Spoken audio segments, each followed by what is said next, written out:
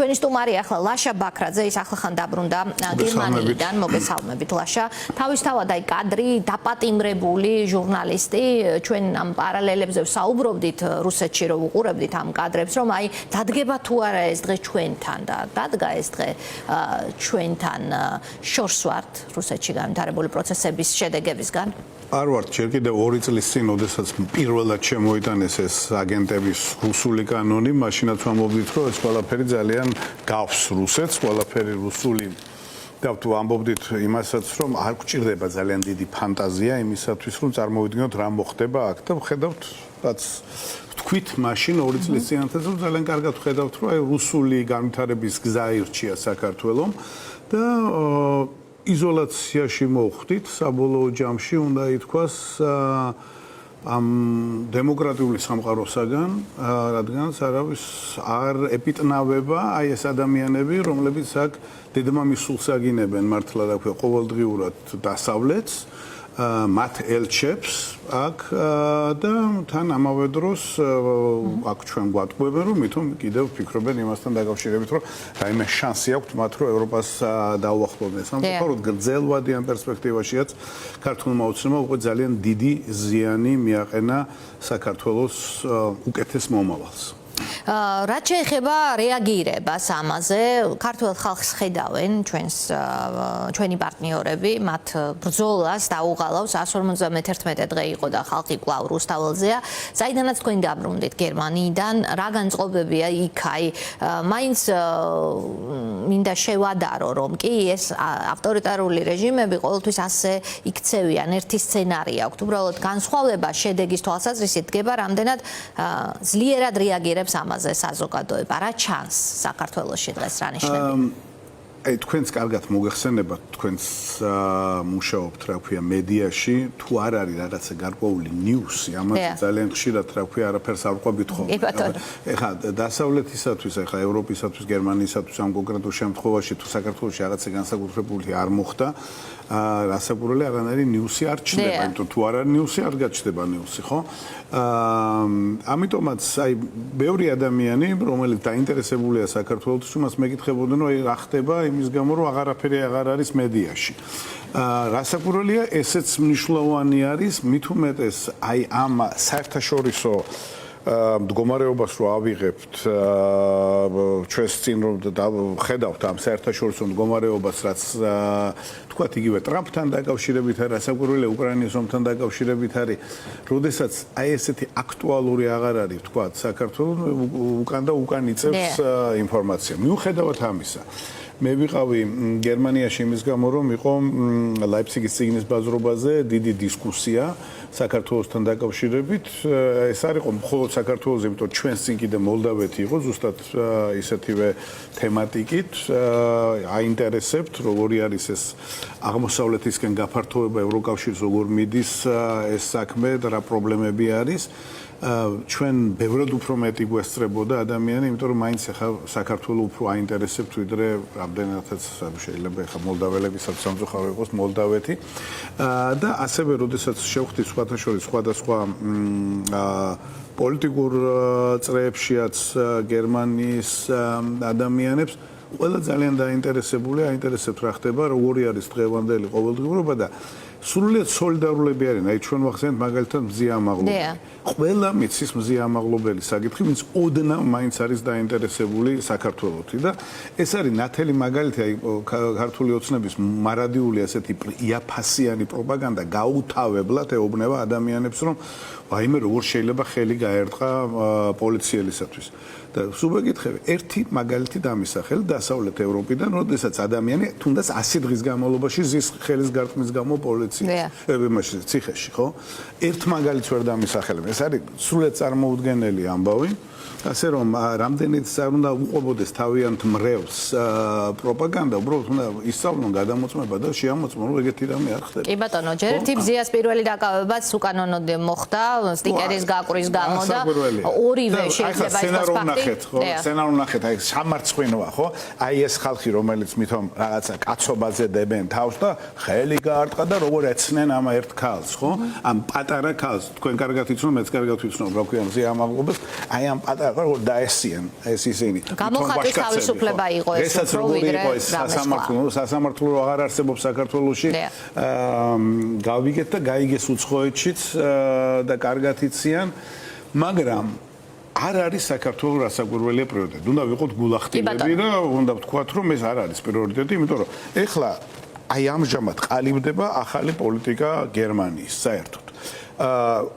ამ კვირაში, აი ახლა რა ქვია, დღეს გამოაცხადეს ოფიციალურად ქრისტიან დემოკრატებმა, რომელიც ისე იგი ყველაზე მეტი ხმა აიღო და კოალიციაში იქნება მოგახსენებათ ორი პარტია გერმანიაში, სოციალ-დემოკრატები და ქრისტიან დემოკრატები თავიანთი თანაპარტიელებით ქრისტიან სოციალური პარტიასთან ერთად დღეს გამოაცხადეს მინისტრები. აი ორი კვირის წინ მე დავწერე, მაშინ ჯერ კიდევ არ იყო ოფიციალურად ნათქვამი, ეს გერმანიის საგარეო საქმეთა მინისტრი იქნება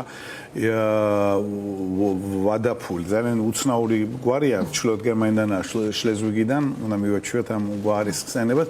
ყალიბდება ახალი პოლიტიკა, იმიტომ გერმანიის გარეშე ევროპის საერთო პოლიტიკა შეუძლებელია, მთავარი ქვეყანა საფრანგეთთან ერთად შეგვიძლია ვთქვათ. იგივე ვთქვათ, ვახსენეთ გიორგი მელონი მნიშვნელოვანია, ძალიან დღეს იტალია ადგენს აი სწორედ თავისი კონსერვატიული მემარჯვენე შეხედულებების გამო ყველაზე ახლოს არის ტრამპთან და ამიტომ მას ყველაზე უკეთესი ურთიერთობა აქვს ტრამპთან. მნიშვნელოვანია ეს ქვეყნები რასაკვირველია და აი ახლა ჩვენს თვალწინ ყალიბდება ახალი ევროპული პოლიტიკა. აი ამ სიტუაციიდან გამომდინარე, რომელიც შექმნა საბოლოო ჯამში ჯერ უკრაინის ომმა და მერე რასაკვირველია ტრამპის ადმინისტრაციამ და ჩვენ უნდა ვნახოთ როგორი იქნება. მონდომება არის ძალიან დიდი, რომ აი ახალი ევროპული პოლიტიკა შეიქმნას და ძლიერი ევროპული როგორც სამხედრო თვალსაზრისით, ასევე დიპლომატიის თვალსაზრისით და გერმანიაში ამაზე ძალიან ბევრს მუშაობენ და საკანონმდებლო ინიციატივებიც აქვთ, რომ ეს განხორციელდეს სამხედრო ფინანსების თვალსაზრისით განსაკუთრებით. კი. და ეხლა ჩვენ ნახავთ აი ამ კვირაში იქნება უკვე კანცლერიც ოფიციალურად კანცლერი გახდება და დაიწყებს მუშაობას ახალი მინისტრთა საბჭო გერმანიის და ვნახავთ აი რა გეგმები აქვს, როგორ არის და ასე შემდეგ. წინასწარი ვარაუდით, მერცის წინასწარ გაკეთებული განცხადებებით, მისი პოლიტიკით, რას ველოდებით ამ ეხლა პირველ რიგში შეგვიძლია არა საქართველოსთან დაკავშირებით ვლაპარაკოთ, ამასთან უკრაინასთან დაკავშირებით, უკრაინის საკითხი და საქართველოს საკითხი მოგეხსენებათ თავიდანვე ძალიან დაკავშირებული იყო ერთმანეთთან, უკრაინასთან დაკავშირებით იქნება კიდევ უფრო მკაცრი პოლიტიკა რუსეთთან მიმართებაში, ვიდრე წინა ხელისუფლება იყო. წინა ხელისუფლებისათვის მაგალითად ყოფილი კანცლერისათვის მიუღებელი იყო გარკვეული იარაღის მიცემა უკრაინისათვის. ახლა კი ეს როგორც ჩანს, აი ეს ნაბიჯიც გადაიდგმება, ანუ უფრო ძლიერ რაკეტებს მიაწვდიან და იარაღს მიაწვდიან. აურუსებზეა საუბარი. კი, ჰა? აურუსებზეა საუბარი, რომელსაც ძალიან აქებენ და ამიტომ ეს არის ძალიან მნიშვნელოვანი რამ. ხო, ასე რომ, რადგანაც უკრაინისადმი ასეთი დამოკიდებულება, გასაგებია, რომ საქართველოს ამჟამინდელი ეგრეთ წოდებული ხელისუფლების მიმართაც უფრო მკაცრი პოლიტიკა იქნება და ეს საერთო ევროპულ პოლიტიკაზეც იმოქმედებს, მიუხედავად იმისა, რომ საერთო ევროპული პოლიტიკის შემუშავებას რასაკვირველია ხელს უშლიან ისეთი პოლიტიკოსები, როგორც არის ევროპული პოლიტიკოსები, როგორც ორბანია, მოგახსენებათ და ფიცოა და ამიტომაც ჭირს საერთო ევროპული პოლიტიკის შექმნა, თუნდაც იგივე საქართველოსთან ან უკრაინასთან მიმართებაში, მაგრამ ამაზეც მიმდინარეობს ჯელობა, როგორ შეიძლება ამას გვერდი ავარო, ხო? ისე როგორც მაგალითად ძალიან მნიშვნელოვანია ბრიტანეთი, რასაც აკეთებს, იმიტომ ბრიტანეთი არის ასე ვთქვათ, წინა ფლანგზე. ამ უკრაინასთან დაკავშირებულ საკითხებშიც, პრინციპში საქართველოსთან დაკავშირებულ საკითხებშიც და ძალიან ბევრი რამ იქნება და ვიცი ასევე გერმანელებისგან მაგალითად, რადგანაც იქ ვიყავი ახლა, რომ ბრიტანელები კიდევ აპირებენ საქართველოსთან მიმართებაში შემდგომი ნაბიჯების გადადგმას და ამას ელოდებიან გერმანიაშიც, ასე რომ შეიძლება ცალკე გერმანიამაც გააკეთოს ინდივიდუალური გზით წავიდეს. როგორც მაგალითად ბერბოკმა წინა ხელისუფლების საგარეო საქმეთა მინისტრმა ბოლოსკენ კიდევ რამდენიმე ადამიანი დაასანქცირა. და ეს აღარ იქნება მხოლოდ და მხოლოდ სავიზო სანქციები, ეს იქნება როგორც ბრიტანეთმა აჩვენა ფინანსური სანქციები. აი აქ უნდა ვიკითხო ახლა, რამდენად დაუბრუნდეთ საქართველოზე, რამდენად მუშაობს ფინანსური სანქციების რისკი ჩინოვნიკებზე, რომლებსაც მიტაცებული აქვთ ხელისუფლება საქართველოში, კახიშვილს მოусმენდით. ხო, და აი მაინც სად არის აბა სანქციებიო დღეს ვოლსკისაც მოусმინა მაგალითად რომ თქვა რომ უსამართლობად კივად განსაკუთრებით. ხო, და უნდა ავიტანოთ ეს ყველაფერიო და რამდენად ატანადია თქვენი განწყობით. ღარიბაშვილი წავიდა თქვენს არყოფნაში. კი ბატონო, რა არ იყო ჩამოსული. ღარიბაშვილი წავიდა და მე მგონი ამაზე ბევრი ლაპარაკი არ გეს ღარიბაშვილი ჯანს შორსაც არ წასულა. და არ არის ის ადამიანი, რომელიც მართლა სადღაც შორსაა. და სად გაუშვეს? არ წასულა, მაგრამ სადღაც ხომ წავიდა დროებით მაინც, სად გაუშვეს? დროებით არის და ნახავთ რა ქვია კიდე ამ ღარიბაშვილს ალბათ სამწუხაროდ. მობრუნებულს? არ ვიცი, მობრუნებულს რაღაცნაირად მაინც ძალიან ერთგული ადამიანია, ჩემის აზრით, ესეთი ერთგული ადამიანები მიმინოში როგორც არის, ნაულიცენი ვალი აიუცაო. კი, მაგრამ აღმოჩნდა რომ თურმე ვალი აიუცა. ანუ აგდიან, თვინც რუსული აღარ იცის. მოგლეთ სანქციები მუშაობს, უფრო მკაცრი სანქციები უკეთესი იქნებოდა, მაგრამ ეს არის ჯერჯერობით რაც არის, მაგრამ ესეც მუშაობს. დროთა განმავლობაში იმუშავებს, ეხლა ბევრი მაგალითად საუბრობს იმასთან დაკავშირებით, რომ საერთოდ აი ასეთი იზოლაციონისტური პოლიტიკა საქართველოსი, რომელშიც ჩაგვაგდო ამ ეგრეთ წოდებულმა ხელისუფლებამ და ძალიან ბევრი დახმარება, რომელიც ევროპიდან მოდიოდა, აღარ მოვა საქართველოში და მიუხედავად ამისა, თუ საქართველოს ეკონომიკას ეს არ ეთყობა, დროთა განმავლობაში ჩვენ შევატყობთ ამ საქართველოს ეკონომიკას, ამდენადაც ეს ძალიან არასასიამოვნო,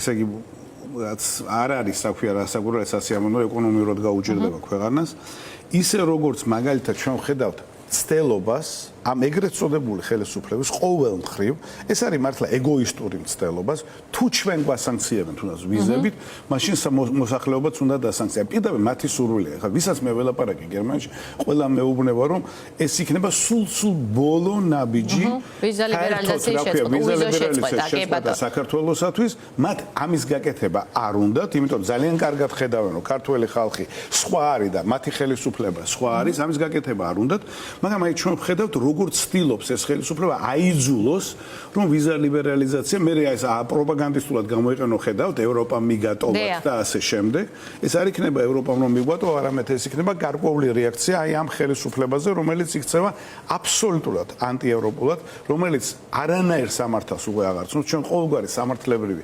ჩარჩოებიდან გავედით ამ ქვეყანაში და ამას რასაკვირველი აქცევენ ყურადღებას თუნდაც იგივე ხა როდესაც ადამიანებმა კარგად იციან რომ აი თუნდაც აი ჯარიმები.